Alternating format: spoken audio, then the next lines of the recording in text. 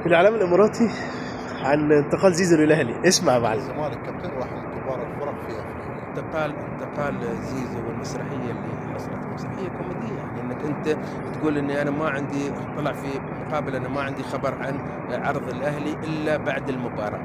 بعد المباراة إلى إعلان الصفقة كان 16 ساعة. هل معقول في 16 ساعة أنت تفاوضوا معك وجلسوا معك وتشاورت مع وكيل أعمالك اللي هو بوك وصورت الفيديو التقديمي والفيديو التقديمي اللي شاركوا فيه لعيبة كانوا موجودين في أمريكا؟ صحيح. كل هذا في 16 ساعة.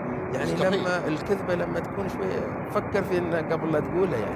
يعني حتى موضوع انا عايز اقول لك ان ده العادي بتاعهم، ان هم بيعملوا الحاجه وعارفين ان حتى لو الحاجه دي ما تتصدقش، في اللي هيصدقهم وفي اللي هيمشي معاهم وفي اللي هيقول ان هم صح 100%، ومش ما حدش بيراجع وراهم يعني. فده العادي. فاحنا فاهمين الكلام ده، والزمالك بيستند على الكلام ده. وعايز اقول لك المفاجاه ان حتى الناس اللي ماسكه الرياضه عارفين ده، ولكن مش هيقفوا مع الزمالك وهيقفوا مع الاهلي وهيمشوا له الدنيا وهيقول لك لا هو عمل الكلام ده. هتتظبط يا باشا زي اللائحه وزي حاجات كتير. عرفت الزمالك لما بيكسب بطوله احنا ليه بنقول ان دي بطوله قويه؟ عشان اللي بيحصل ده يا باشا.